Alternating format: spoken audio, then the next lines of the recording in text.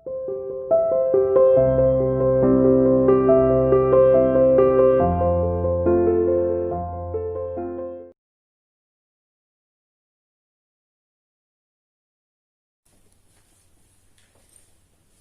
बेटा, कक्षा 9वीं में हमने हिंदी विषय में समास की दोहराई शुरू की हुई है। तो हम पढ़ चुके हैं समास का अर्थ,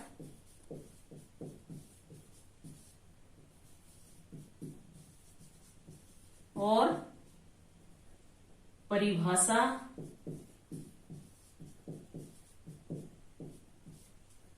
ठीक है, और समास के भेद, और समास के कितने पद होते हैं, समस्त पद, और समास विग्रह।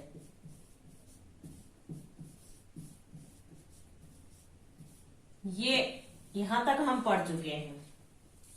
भेद में कितने भेद होते हैं ये पढ़े थे हमने, केवल नाम तक।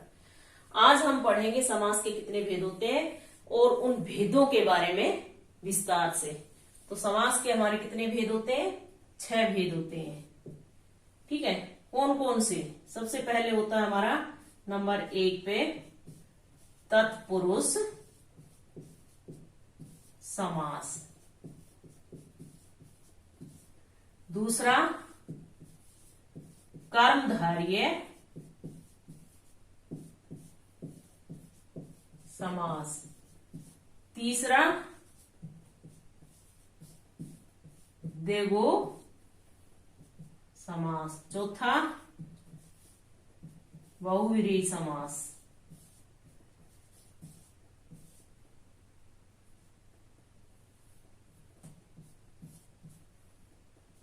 और 5वां द्वंद्व समास। और हमारा लास्ट का छठा था अव्ययी भाव समास।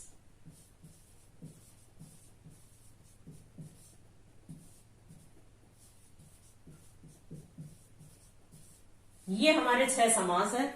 आज हम पढ़ेंगे सबसे पहले तत्पुरुष समास के बारे में कि तत्पुरुष समास क्या होता है, तत्पुरुष समास किसे कहते हैं। सबसे पहले हम पढ़ेंगे तत्पुरुष समास। तो तत्पुरुष समास में होता है बेटा कि उत्तर पद प्रधान होता है। तत्पुरुष समास में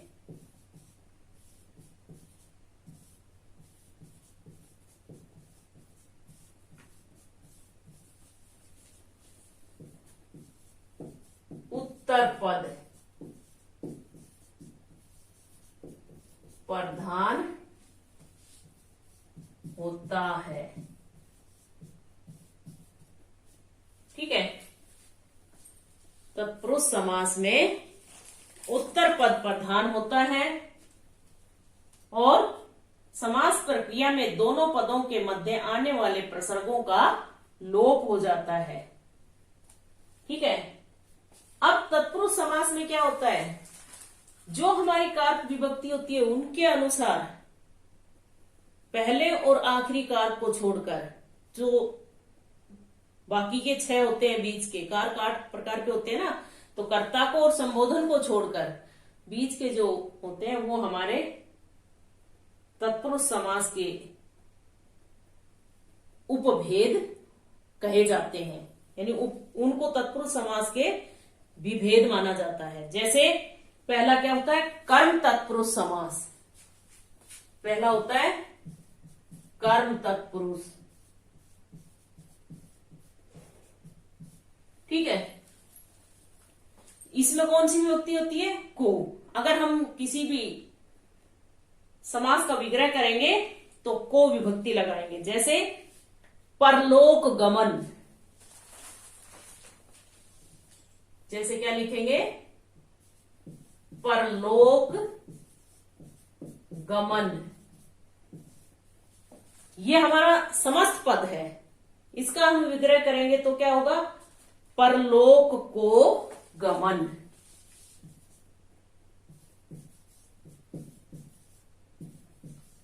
क्यों? क्योंकि ये हमारा कर्म तत्पुरुष समास है, तो कर्म की विभक्ति क्या होती है? को। दूसरा भेद होता है इसका कर्ण तत्पुरुष समास। उसको कैसे लिखेंगे? जैसे हस्तलिखित,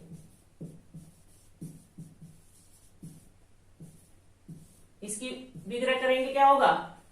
हाथ से लिखित, या फिर हाथ द्वारा लिखित, यानी वो क्या हो जाएगा? कर्ण तत्पुरुष समास। जिसके परिभाषा अगर लिखनी पड़े तो कैसे लिखेंगे? जिसके समस्त पद में कर्ण विभक्ति से या द्वारा का लोप होता है उसे कर्ण तत्पुरुष समास कहते हैं। और अगला तीसरा उपभेद होगा इसका संप्रदान तत्पुरुष समास। जिसके समस्त पद में संप्रदान कारक विभक्ति को के लिए का लोप होता है उसे संप्रदान तत्पुरुष समास कहते हैं। जैसे हथकड़ी, हाथ के लिए कड़ी, तो वो क्या हो जाएगा?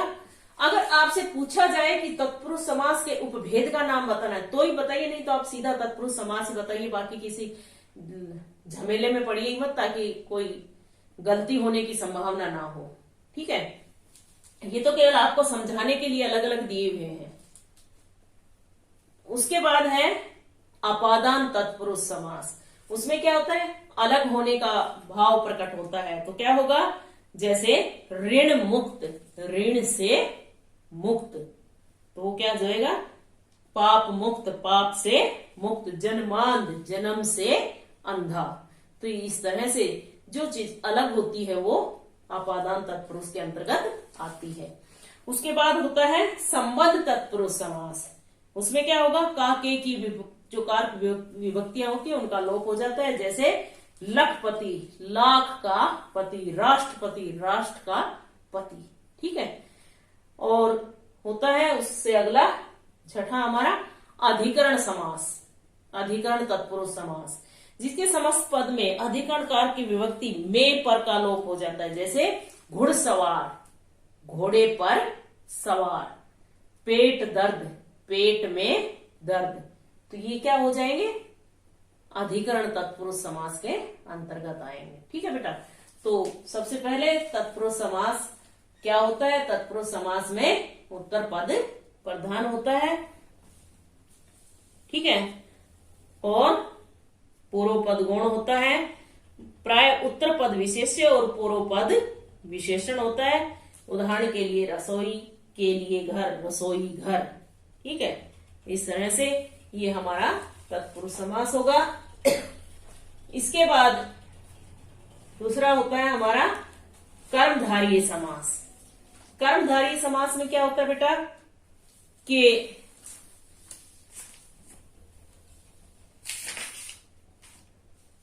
विशेषण विशेष्य, जब पहला पद विशेषण तथा दूसरा पद विशेष्य, या पहला पद उपमान तथा दूसरा पद उपमेय, पहला पद विशेषण और दूसरा पद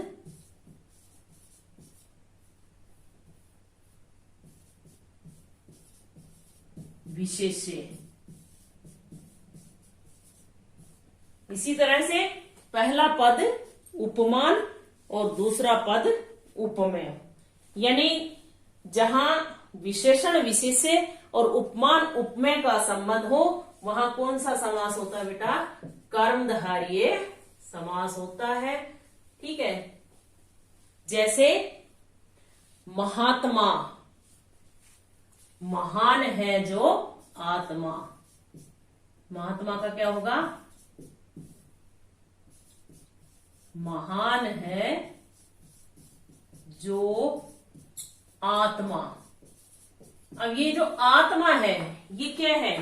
ये विशेष्य है। ठीक है, और महान है ये इसकी विशेषता है। ठीक है, तो ये क्या हो गया? महात्मा, यानी जो आत्मा है ये विशेष्य है और ये जो महान है ये इसकी विशेषता है, तो ये विशेषण हो गया। ऐसे ही उपमान उपमेय का होता है। जैसे चंद्रमुख, चंद्रमा के समान मुख, तो वो क्या हो जाएगा? चंद्रमुख। चंद्र क्या हो जाएगा उसमें? उपमान। और मुख क्या होगा? उपमेय। क्यों? क्योंकि वो उसके समान बताया गया है, तो वो इसलिए चंद्रमुख उपमान उपमेय का। यानी जहां पहला पद विशेषण और दूसरा पद विशेष्य हो, या फिर पहला पद उपमान दूसरा पद उपमेय हो, या फिर विशेषण विशेष्य उपमान उपमेय का जहां संबंध होता है वहां कर्मधारय समास होता है। ठीक है। या तो विशेषता बताई जाती है या फिर तुलना की जाती है। ठीक है। तो आज हमने दो भेद पढ़ लिए, तत्पुरुष समास और तत्पुरुष समास के जो 6 उपभेद थे वो भी हमने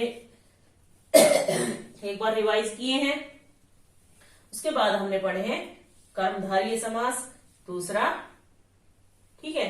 आज के लिए 2 ही बहुत है, क्योंकि रिवीजन ध्यान से करना है ताकि आपको समझने में आसानी हो। ओके बेटा, बाय।